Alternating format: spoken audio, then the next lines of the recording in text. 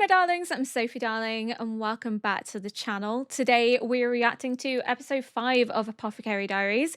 If there are some unnatural cuts, it is because Sully is with me, and Sully is my little Mau Mau, and he likes to sit with me, but sometimes he gets bored and wants to go outside, so I might have to get up and let him out at some point.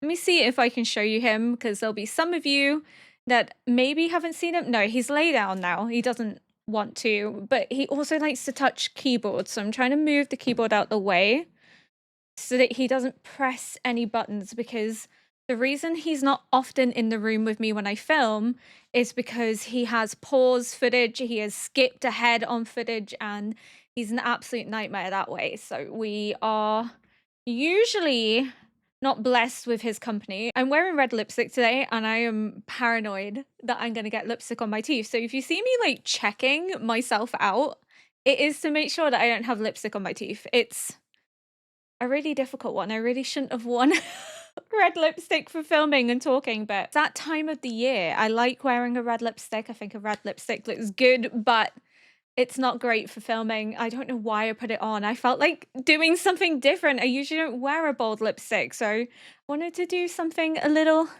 autumny, but it's not a liquid matte one, so it will slightly transfer. So I do apologize if I have red staining on my teeth. I am excited for this episode because we may see Jinshi dressed up as this moon fairy. I'm looking forward to seeing a very pretty Jinshi, because I was hoping to see Jinshi dressed as a woman in series 1, but alas, we did not get to see that. So I'm going to be over the moon if we get to see Jinshi dressed as a woman in this episode, because they go on and on and on about how ethereal and beautiful he is. So it's like, I want to see like a proper feminine presenting Jinshi.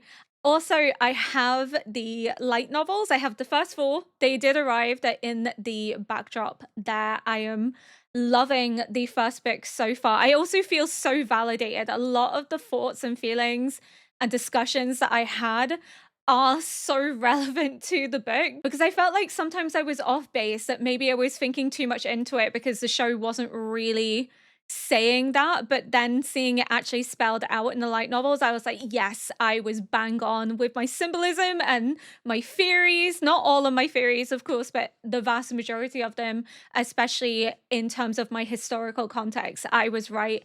So I'm over the moon with that. I am not that far into the light novels, but I am loving them so much, especially just the additional context that it provides.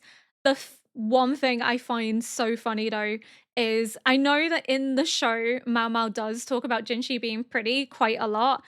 If you think she talks about him being pretty quite a lot in the show, read the light novels. I swear, in about 10 pages, she goes on about how ethereal and nymph-like and beautiful this man is, and it's so obvious that she is just as down bad for him as he is for her. She might not admit it, but you wouldn't go on and on and on about how attractive someone is if there wasn't something there, if you weren't feeling something.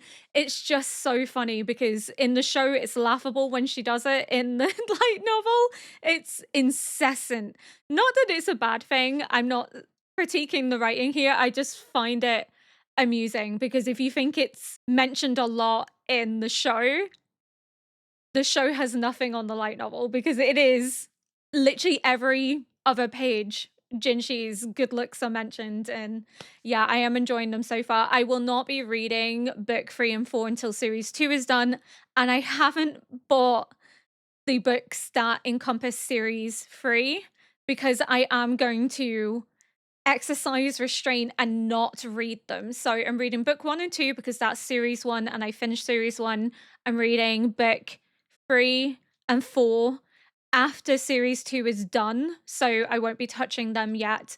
I am not buying book 5 and 6 until I've watched series 3, which will be next year, which is going to be really difficult because the light novels are so enjoyable so far, and I imagine it's only going to get better from book to book to book.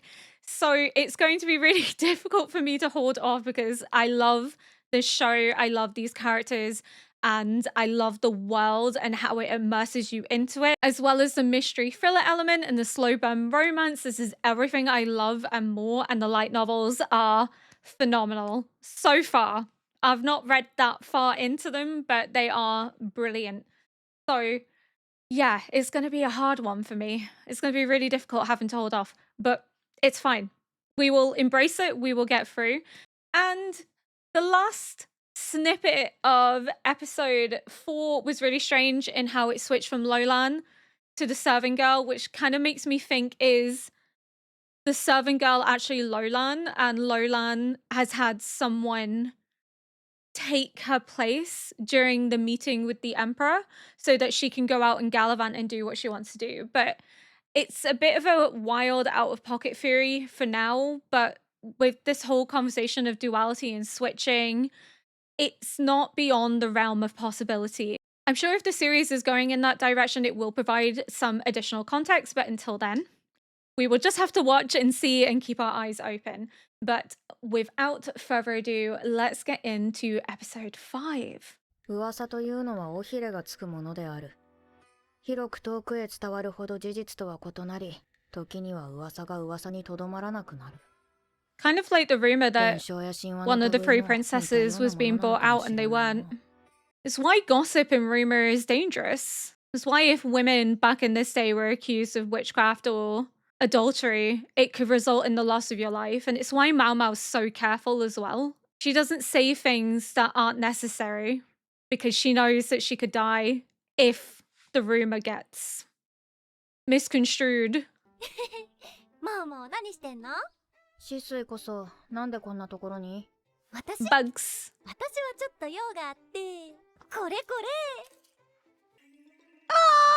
Oh! かわいいでしょ。 Because she saw the butterfly at the end of the last episode. やらない方がいいよ。なんで？こんなに可愛いのに。She is just Mao Mao, but for bugs. 異国からの交易品に混じってうまく繁殖したのだろう。She's これ collecting 蝶に them. なるの？蚊だよ。夜行性だ Oh! から今は飛んでないけど、綺麗な蛾なんだ。 Oh, it was moths. That Well, would well, make well, more don't think sense we can, considering butterflies aren't nocturnal. I don't know much about bugs. Apart from bees, I like bees. I like bees a lot. この蛾って羽化したらすぐ交尾する？するんじゃない？成虫になったらご飯食べられなくて、すぐ Fits 死んじゃ into う the らしいから。 ethereal image. ねえ、この蛾の雌雄の区別ってできる？ Reality becomes a myth in itself. シスイ、手伝ってもらいたいことがある。 I need all of these moths. All of them. 悪いこと？ They're so sweet together, all three of them. I wonder if that's Jinshi kind of informing the Emperor as to what their plan is, but also that the envoys are kind of not behaving as normal, that they're sneaking about and meeting people that they necessarily shouldn't be meeting. 50年前、月の精が現れた As という in they're meeting in 北の庭 private, 園 so で therefore it's kind of 本来男子禁制の宮だが、特例で男性管理も入園が許可され、異国の特使を見せ物にしないという配慮でもあ wow, る they が are very identical, aren't they? 青い瞳に金の Oh, 髪。 look how pretty Mao Mao やはり is. 下手な役者は当てられない。それにミスを上まで上げ、皇帝に顔見せしているのはよほど自信があるのだろう。 They're wanting to catch the Emperor's eye. 異国から来た2人の美人特使が上級妃に張り合える美しさなのは間違いないな。 There's some conspiring going on. いつもより演奏も演目も派手めだ。特使に合わせてるんだろう。それにしてもよく似ているな。Mm-hmm. 同じ祖父を持ついとこだと聞いたが双子みたいだ。あの2人ならガオシュン様に聞いた鏡の話も可能だろうな。 Because they did. Where's she going? Oh, this is bold. ごきげんよう。 Oh, wow. せっかくのお旅ですのに Okay. こんなに離れてしまうなんて。もう少し近くでお話をしたいです。 She's really trying to suck up to the Emperor, isn't she? Are they gonna try and infiltrate with Jinshi as well? She's bold. Usually, 本当の目的 it は would be the other way 皇帝と around その that the Emperor 弟 would approach 二人の them. 寵愛を受け婚 They're 姻関係 targeting を them 結び both. たいという Wow, 政治的 jeez. 思惑があるのだろもしよろしければアイラ、そろそろ戻りなさい。せっかくの舞台よ。ちゃんと楽しむべきでしょ。 She's smart enough to kind of know that this isn't going to get taken well. It's going to piss off the other consorts as well. う。そもそもあの二人は祖父が見たという絶世の美女になど興味がないのか No, もしれない。 maybe it's to get close to こ the の世に自 Emperor. 分たち以上の美人はいない。そう自 Until 負している JINSHI のだ。 comes out. この分では四夫人に鏡を送ったのも挑発のつもりなのかもな。 Mama's prettier than they are. I say the other consorts are prettier than them. できるだけのことはやりました。 Do we まあ get to そう see? いう反応になるわな。 Or is that going to be a surprise until he's on the では stage? 行きましょうか。 It's going to be a surprise. I can't wait. I'm so excited. 音楽は私たちに合わせて派手にしていたようだけど。 Wow, 踊 she's りは so 大したことなかったわね。 egotistical, isn't she? 四 Island 夫人とやら is の not 見せ that かけ way. たまま。アイラ、ここで話すことではないわ。終わってから部屋で話しましょう。 She's very smart, political すぐ minded. に She 皇帝から knows 声 that がかかるかもしれないわよ。 just because they're envoys doesn't mean they're exempt from the political ramifications.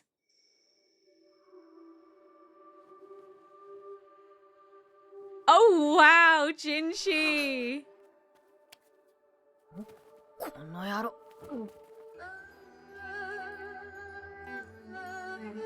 He had to hold her hand. She's like, this guy.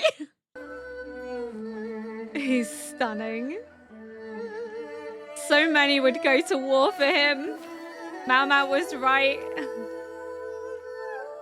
50年前、徳氏の祖父が見た景色とはこれではなかろうか。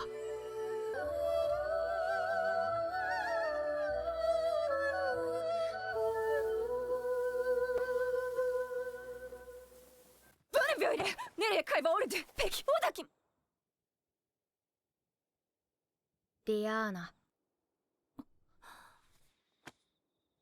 発音には自信がなかったけど通じたみたいだ。裁縫に伝わる月の女神の名が。うまくいったようで。 Enough for them ええ、 to respect 思っ it た and 通り leave の演 alone. 出になったと思います。何よりその画が決め手です。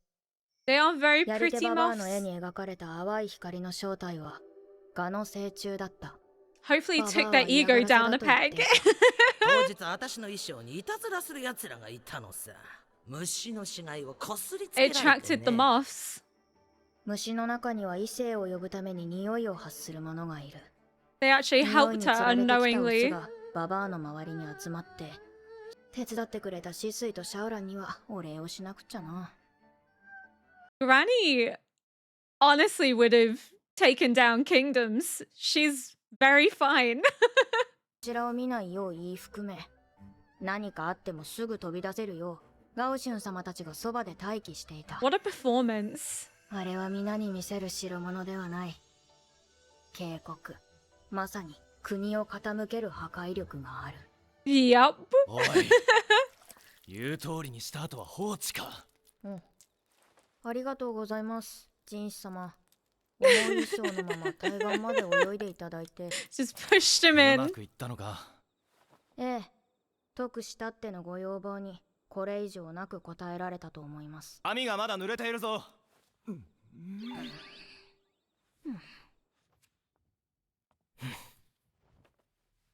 Oh, 自分でやればいいのに。 he's adding like a pampered prince, but also he just wants Mao Mao to tend to him. Oh, she's pissed. ならいいわ。 It's hard to tell them apart. They are too alike in appearance. It's kind of wild. おう Yay! あれ無事に解説されたんだ。 She's gonna learn how to 記念すべき一期 read. 生になったんだ。じゃあ行ってくるね。 I love that she's still wearing the clips that Mao Mao bought her at the market. ヤブ医者のところは香油の件に巻き込まれて忙しそうだし。 Getting rid of them all. あの香油の事件、完全に型がついたわけじゃない。 It's come in with the 一つ一 envoys, つは微 so 量でも that 組み合わせ次第で onto 毒になりうる。そんなものを一体誰が持ち込むように仕向け Lolan's た dad probably conspiring with 調 the べている envoys. が、どの宮の者も大量に香油を購入していた。例えば、あの特使たちの手配ということは考えられないか？どうでしょう。彼女たちの狙いに妃の座に潜り込むということもあったと思いますが、 Yep. 矜持はズタボロでそれどころじゃないでしょうね。 They thought that they could just waltz in and gather the emperor's full attention on them. They didn't see the other consorts as competition. 父親の師匠は先の皇帝の代から重 I'm 用さ so れていた sure 長 it 身だ。 was Shishua that the envoys met with. 東宮をなくして病にかかっていたが、今は再び主上の寵愛を受けている。 And from Mama's help. Teaching her to ride on it. 先代皇帝に幼い娘を差し出すほどの野心家だ。 Poor しかし、 girl. 主上はあいにく豊満な女性が好みなので、 No, not unfortunately. Fortunately, he's a good man. その寵愛が最も大きいのは玉葉妃だ。 But that means 娘の I リンリー姫に think 加え、 Li 再び Shu 主上 could の子を身 be ごもっている。故郷である西 removed 方 from の her 国は position. 交 If 易 she で潤ってい is, る I ように hope 見 she えるが、 gets 土地は痩せ to てい go て with Aldua. 決して豊かとは言えないという。玉葉妃は過去に2度、毒による暗殺未遂に遭っている。しかしその前、リンリー姫を妊娠中の玉葉 They 妃 thought に it 毒 could を be 持った犯 Jin, 人は but 誰だったの I か。 don't know if it was Jin. 本ニャン様の睨み通りであれば、犯人は先日のキノコ事件で亡くなった中級妃だ。水霊。未だ彼女の行方は分かっていない。 Nope. なぜ I wonder where she's got to. 何が目的でジンシ様を狙ったのか。 Mamau. 毒味役がこんなこと考えて何になる。 She's still gaslighting herself. I know why she's doing it. She doesn't want to get involved because she doesn't want to risk losing her life. It's dangerous. But still, she just won't address it. It's so funny. 水晶宮の中で一人だけ香油をつけていなかった次女だ。 Also, the one that knocked your message off the windowsill. I'm like 100% sure it was her. それなら薬を作った後に一応診療所に連れて行ってくれない？診療所ですか？医局とは違うわよ。とにかくアイランが知っているから連れて行ってあげて。わかりました。 Why the distinction? 中年の女官なんて珍しいの。微熱だね。舌出してみ。2、3日無理をしなければ問題ない程度だよ。どうする？妃に移すわけにはいかないので、念のため止めていただけますか？ Oh, is it kind of like a safe haven then for ヤブ them? 医者よりよっぽど手慣れていて、見立てもしっかりしている。質素な分。 Is she a そういうの trained は行き届いてます。 doctor, but Oh, obviously yeah, can't yeah, become a yeah, doctor yeah, because yeah. she's a woman, or what?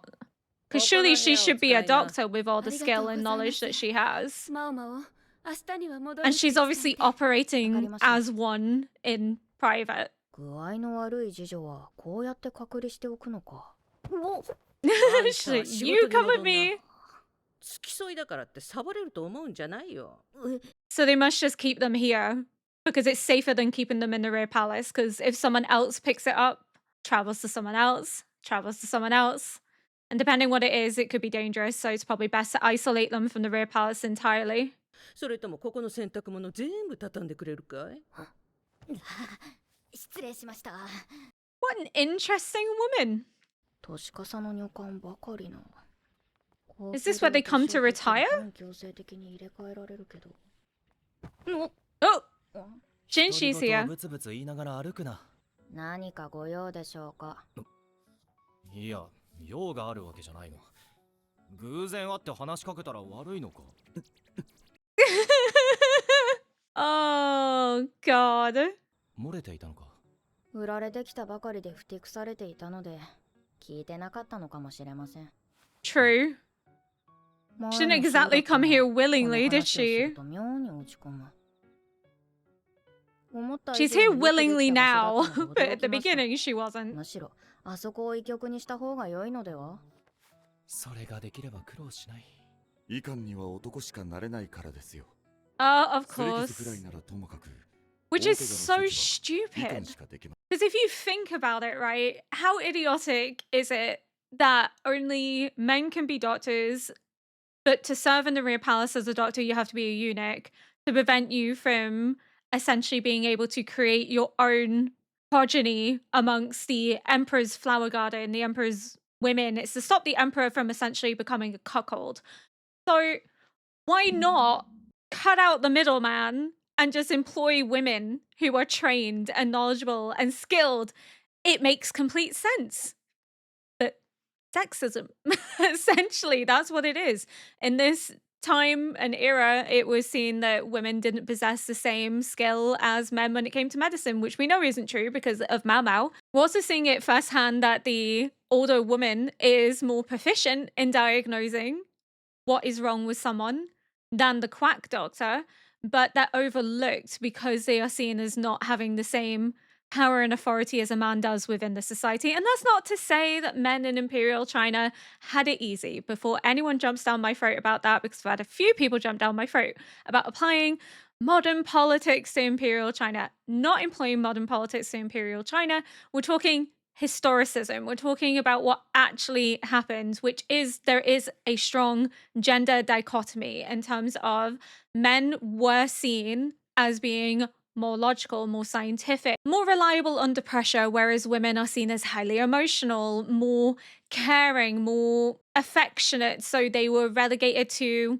serving roles. They were relegated to being mothers or wet nurses. They weren't seen as having the intelligence to be a doctor, which is complete bullshit because women as doctors do exist within history, but not without significant fight to achieve recognition in that position because it is a male dominated field and male dominated fields don't like to expand their roles out to women because it means less roles for them and for other men. So they like to gatekeep it, which is why women find themselves serving in different ways. Whereas Mao Mao has never really experienced that because her father was very inclusive and very proficient in raising Mao Mao to become an apothecist, to pass on his skills as a doctor to her. But unfortunately, there are rules and regulations within the society that prevent women that are fully capable of serving, of being a doctor, of providing help and aid and care to those in the rear palace without the need of creating further eunuchs. But society goes no, because women can't perform the same role as men, which is so incredibly sad as well, because this has a knock-on impact of harming men as well. Because if men can only be doctors and only men can serve in the rear palace as doctors, they have to have a very important part of them taken away. And it's a painful, horrible ordeal to have that severed. It is a barbaric process, it is a painful process, and it was often done when boys were young, but in this society, it can happen when you are an adult as well. When you want to serve in the rear palace, you have to undergo castration, and you could make that decision as an adult, but if you're left with limited choices, you may have no other option but to go through. And we kind of know that Lumen didn't undergo it willingly. It was almost foisted upon him because of his talent. His skill was of such renown that he was essentially allowed to go abroad to study and to learn. And when he came back, because he was seen as being incredibly talented, they made sure to sever his manhood so that they could covet his abilities as a doctor. It's a form of control, and it's never been made quite specifically clear if Lumen underwent it willingly or unwillingly, but the dialogue in Series 1 makes it seem very apparent that this isn't what Lumen wanted and that it was commanded by the former Empress Dowager to ensure that Lumen became a doctor that could serve in the palace, that she is the one that demanded for it to happen, and therefore bringing him into her service and the service of the rear palace. So it definitely doesn't seem like something that Lumen chose for himself or what Lumen wanted, because again, to be a doctor, you don't have to be a eunuch, but to serve in the rear palace, you have to be a eunuch. It has the knock-on effect of in not allowing women to be doctors and serve in the real palace where men are not allowed to be, the ramifications is that you have to then castrate men to be doctors in the real palace. So you're causing irrevocable harm to them too. So it goes to show that this imbalance in relation to gender impacts both. It's not just a sole feminine issue, it also impacts men. It impacts their ability to have the lives that they want, to remain intact, to not exist within this in-between space of being seen as neither a man or a woman, of dealing with the trauma that comes with such a severe surgery, but also especially when they're older, they will have had dreams and ambitions to maybe have a family of their own. And for that to then be stripped away from them is going to cause irreparable harm. It's going to cause a trauma that they can't necessarily move on from easily. So, yeah, the gender dichotomy impacts both. In not allowing women to be doctors because men are seen as superior, there are men then who are traumatized by having their manhood removed in order to serve as doctors. It's completely frustrating because this could all be avoided, but unfortunately, the cultural, societal perceptions at the time impact both men and women, and we're seeing the ramifications of that. Women that are more than capable of being doctors essentially being ushered and hidden away and not allowed to practice, and those that could remain intact and not have to be eunuchs in order to be a doctor because they wouldn't have to serve in the real palace if women were allowed to, being castrated. もちろん薬を煎じていいのも医官だけです。私はどうなるのですか？目をつぶっているということだ。何やら複雑な事情 You're が絡んでい getting る away のだ with な。 something that others これ can't, からのた Mau め Mau. にももっと違う形で医官を調達できればいいのだが、宦官でなくてもできるように。Thank you! 宦官ね。今の皇帝に代替わりした後、宦官となる手術は禁じられた。 What a つ good まり今 man. 後、人材が枯渇するのは目に見えている。人子様の年齢を考えると、ちょうど禁止される前くらいに手術をしたのだろう。 He's not a eunuch though. Because we already know he's not, but also he's only 19, which means it was banned after the current emperor became emperor 5 years ago and Jinshi is 24. So it's implying that it would have been done when he was like young. We know that it definitely didn't happen because Series 1 confirmed he's not a eunuch because he's suppressing the hormones through the drink that he's taking. But also, he's 19, he's not actually 24. So it's already been outlawed, the practice. The current emperor, what a good man, allowing the education of servants to break down the class and gender divide, banning the castration of men. But now they're obviously running into the issue that the older eunuchs will eventually die and there will be no one to take their place unless they lift the restrictions that only eunuchs can perform medicine and be doctors. So they're going to have to remove that, which could mean that the emperor paves the way for women being allowed to practice medicine and to serve as doctors, which we would love to see because that would be an absolute power move. And we already know that he cares about the education of girls because he is opening up a school for young servants, especially serving girls, to learn how to read and write and inciting their interest and their curiosity because he wants to ensure that they can have better opportunities granted to them. I love the current emperor because based on Series 1, it sounds like the Empress Dowager was kind of the one that was running stuff and her son was maybe just the figurehead, but she was the one pulling the strings in the background. Whereas when it took over, him and his mum, the Empress Dowager, have worked to kind of overturn a lot of what the previous Empress Dowager had orchestrated or set in motion or placed as a law. So they are actively trying to make the kingdom a better, more inclusive place. And I love that for them. I love that. It's just great because it means that he values his daughter as much as he would value any prince. Of course, Lingley still cannot inherit by the rules of the society, but it shows that he values women and wants them to have the same opportunities as men. What an absolute icon. かわいそうに。あと数年待っていれば。なんだ Why does it look like she's praying that he wasn't castrated? She's like, if only. ジン様、仕事が使えますゆえ。わかった。 He's not a eunuch though. くれぐれも薬を煎じていることを他者に知られないように。承知しました。 I love that he openly admits that we look the other way with you because he cares about her. He loves her. それは薬だね。さっきの下女から薬の匂いがした。あの下女、隠れて Oh 薬を作って no, る now ね。 she knows. Just after Jinshi was like, make sure nobody knows that you make medicine. Oh, how's that gonna go down? What if she takes it to the Emperor? But I feel like the Emperor would just kind of overlook it as well. I think the Emperor would just be like, yeah, but it's Mao Mao. I don't think he would ban Mao Mao or stop Mao Mao. I think he would be a bit like Jinshi. He'd put blinders on and be like, Mao Mao can do no wrong. She saved my daughter from dying and she tried to save my son. She saved one of my prize consorts from dying. She's teaching them how to ride on it. I'm not gonna say anything.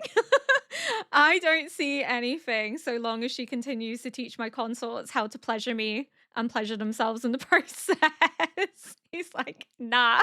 So I feel like the leading up to it being like this controversial thing in court that you have this serving girl and she's a woman who's not a doctor, she's also not a man practicing medicine, giving medicine to people. And of course, there's going to be those that find that very offensive, very not suitable for a woman of this age, which is incredibly short sighted. But unfortunately, that's just the cultural ramifications at the time. So I think it's going to build to it being almost this scandalized, oh my God, have you heard? There's this serving girl who works in the rear palace for Lady Gyokyu and she makes medicine. I think the earlier part of the episode is talking about how like rumor and gossip and speculation can almost get out of hand the more that it spreads. And I think that's meant to be an indication to this myth of Granny being the moon princess and this image that she's almost become of mythology because of how beautiful she was, that it spiraled into this moon fairy persona essentially that gets passed from the grandfather to his children to their children and so on and so forth, and now has become something that they desperately want to see. But I don't think they want to see it. I think they are using it as a, well, this moon fairy is supposed to be the prettiest in the land, and yet no one you've presented before us is as pretty as we are. So therefore, we must be the prettiest in the land. And it's their way of trying to get the Emperor's attention on them and also snubbing the other consorts. But I think it has a deeper purpose in that we're going to see perhaps gossip and rumor spread about Mao Mao and her involvement in medicine, and it could end up becoming almost a scandal that involves the emperor, which then means that the emperor is going to have to find himself either allowing women to practice medicine and become doctors or shut that shit down by pretending that he doesn't hear the complaints because it's Mao Mao. I don't think anything's going to be done because it's not like Mao Mao's doing it to harm people. And I understand it, again, it is all down to like perception and reputation. So it is most likely people are going to have an issue with it because she is a woman rather than the fact that she is helping people. They're not going to see the helping aspect. They're going to see it as, well, you're a woman and you're not trained. Only men can be doctors and only eunuchs at that. So therefore, if men in general cannot practice medicine, why should you be allowed to practice medicine? Why do you get to do something that we're not even allowed to do? And it could cause like sort of a power trip dynamic in which some men take offense to it and start to kick off and maybe create a fuss. But yeah, I don't think the emperor would do anything, but it seems like it's setting up the groundwork to that, because if we think back to series 1 where Lumen was telling Mao Mao that she couldn't take a mortar and pestle with her because it would be seen as perhaps she's conspiring to make poison. It wouldn't be seen that she's actually trying to help people.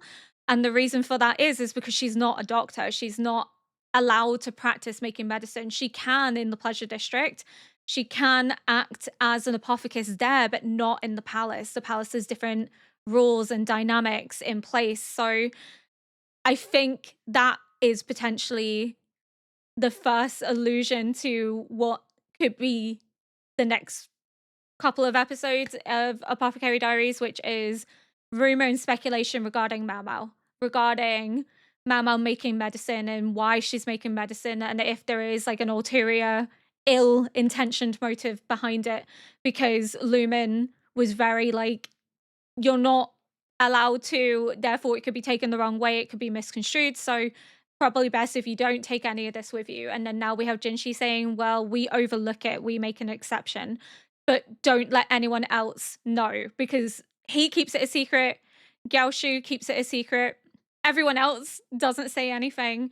But now it's entered into this arena where this older lady who is very good at diagnosing illnesses, can smell the medicinal herbs, and is now questioning what's going on because she smelt them on Mau Mau and now sees the evidence of it.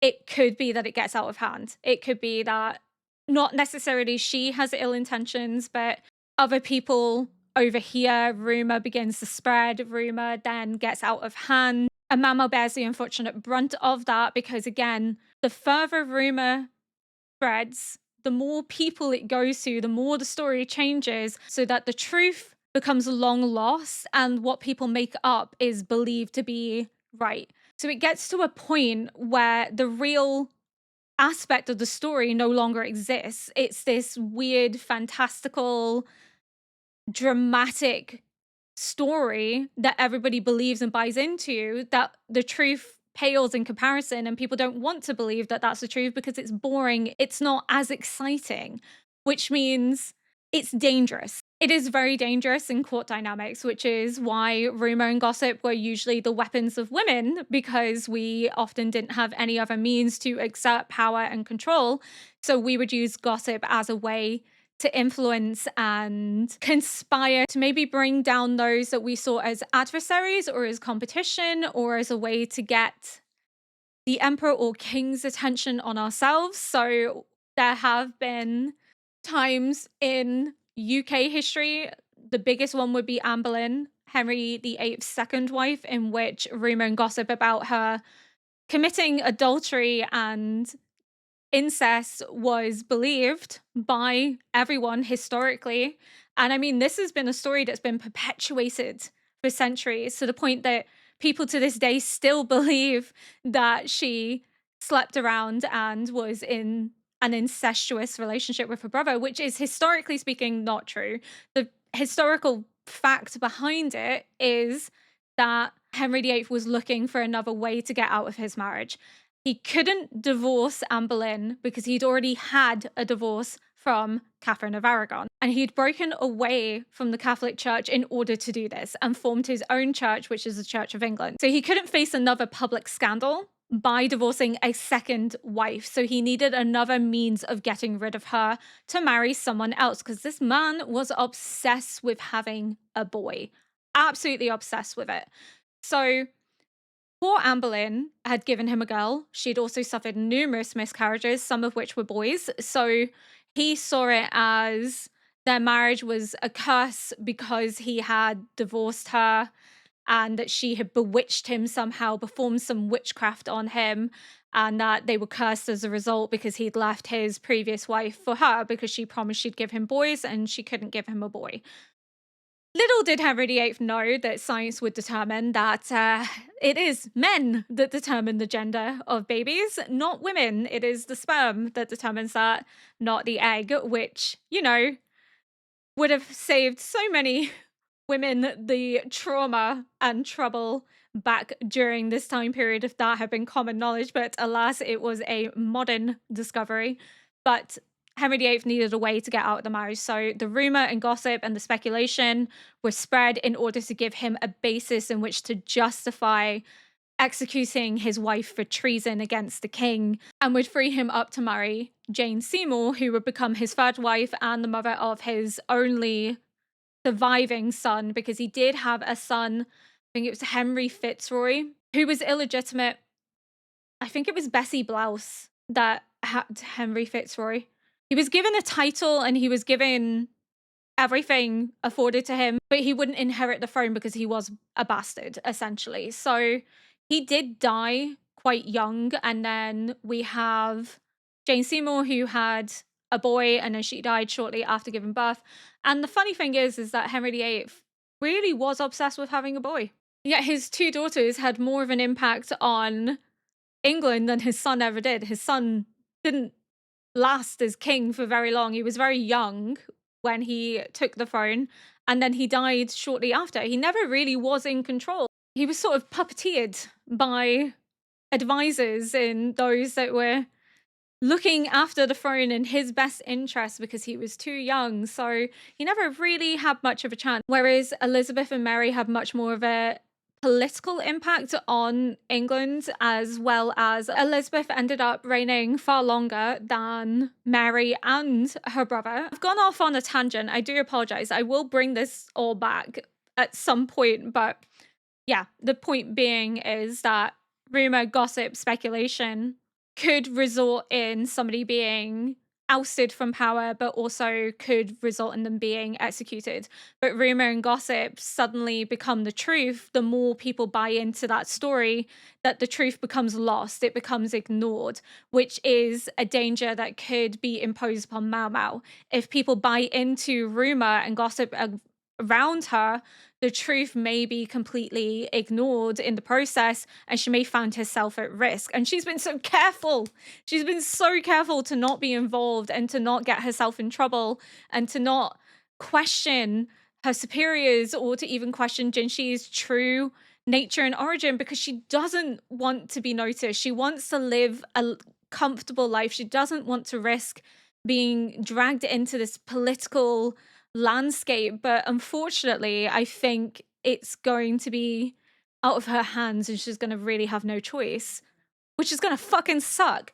These two envoys, the fact that they're conspiring to get the emperor and Jinshi, they obviously haven't met Jinshi, but the mention of the younger brother means they want to consolidate their power by unifying themselves with not only the emperor, but the emperor's younger brother too. So they're trying to infiltrate, they're trying to lock ties that will be hard to break.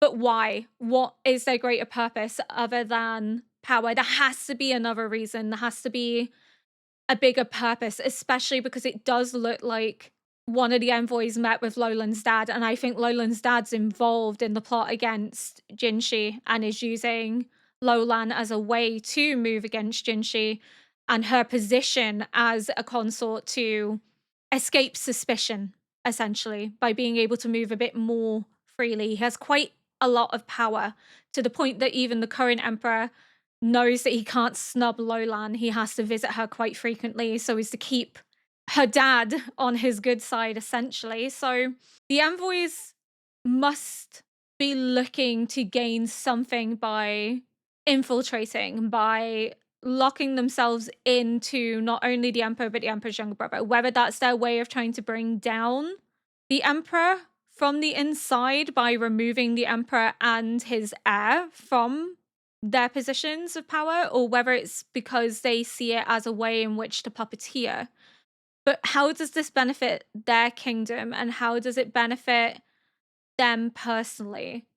I'm sure we'll learn more, but it is very interesting how bold they were. Aileen was more modest, more quiet, knew sort of what was expected of her and wasn't really making herself known, whereas Isla literally got down from the carriage and walked over and was almost like trying to seduce the emperor in front of his consorts as well. That's fucking bold, especially because usually it's the emperor that approaches the consorts. It's the emperor that selects them, not the other way around. So it is very sort of not the done thing. It is bold and arrogant, and not only that, you are putting the emperor in a very uncomfortable position and his consorts. You're making them bear witness to you attempting to seduce the man that they all care for.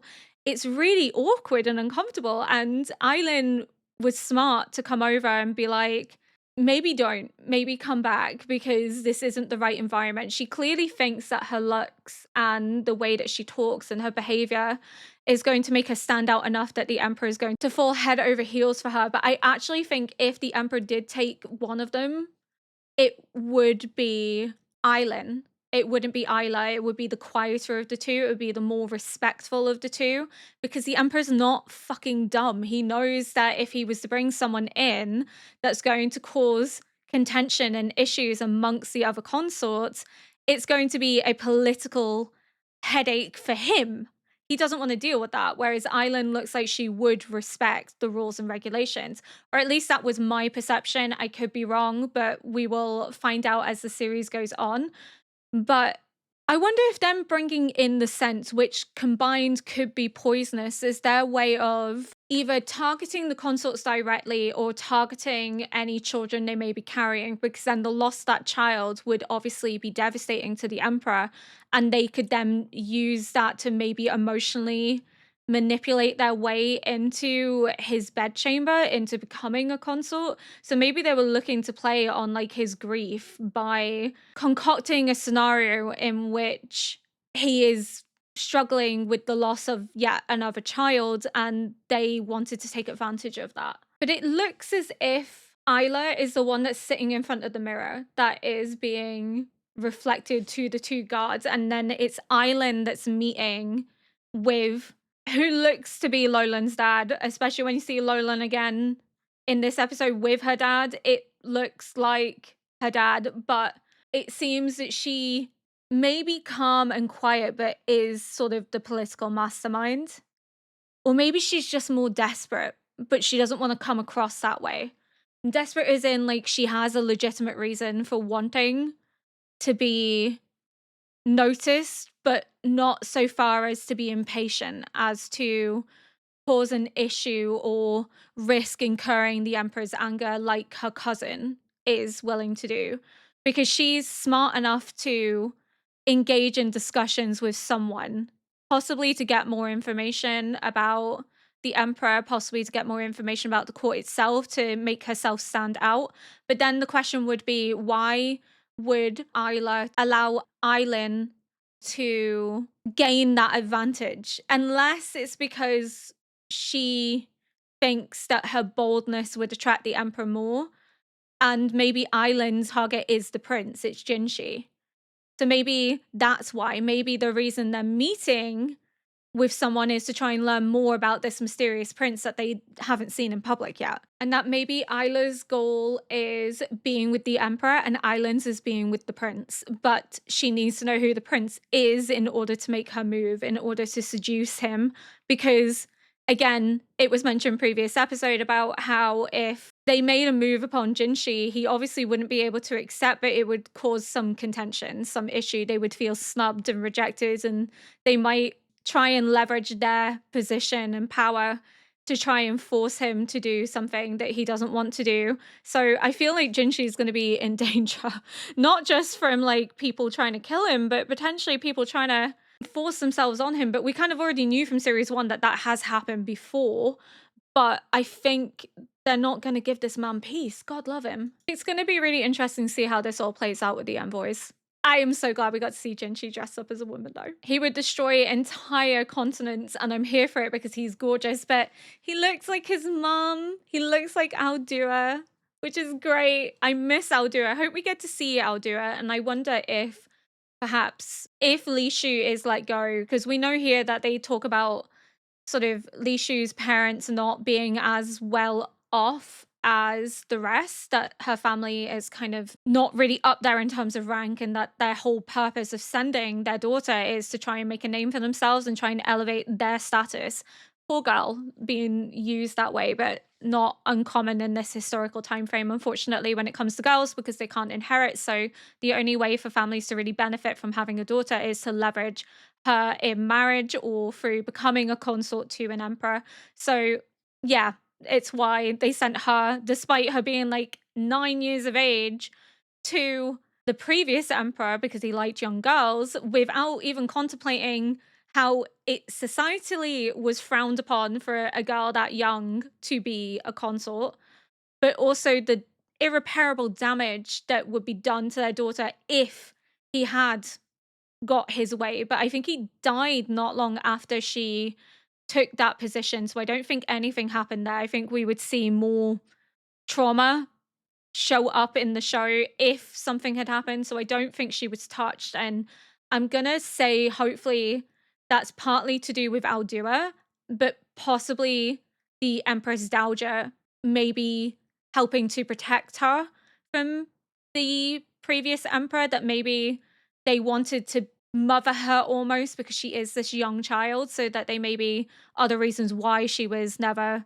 traumatized in that way because she was so young. But if she does lose her position and her position is given to maybe one of these envoys, will she be allowed to go and live with Aldua? Because I can't see her wanting to go home. I can't see her wanting to return to her parents because I think in their eyes, they would see that she's failed. They wouldn't treat her particularly well because not only has she left one previous emperor, she's been dismissed by a second. So I think the emperor may be so kind as to allow her to retire with Aldua, which is the one person that she really sees as like a parent figure, like a mother. And I've realized as well that that's probably why she's so excited when she sees Jinshi in series 1. It's because he looks like Aldua and she misses Aldua. It's not because it's Jinshi, it's because of who he resembles. And through Jinshi, she gets to see the woman that she values and sees as a parental figure again because she's been isolated from her. So it's like a source of comfort that in her moments of distress and isolation, she gets to see the face of the woman that treats her well and she wants to spend time with but has not been allowed to. So I think it would be nice if she gets to have that little bit of a happy ending with Aldura, that she gets to be reunited with her. And Lolan and that serving girl are very similar, especially now that we see her hair in the light. They look very alike, almost identical, almost as if they're the same person. But then how would that work? Because how would Lolan get away with it? Because it means someone else would have to look like Lolan to masquerade as her. I think that's all I want to say for now. We've had a very long session here. I didn't expect this to go on as long as it did. But if you enjoyed this video, please consider liking, subscribing, and leaving a comment below to help boost this video into the algorithm. Until next episode, bye!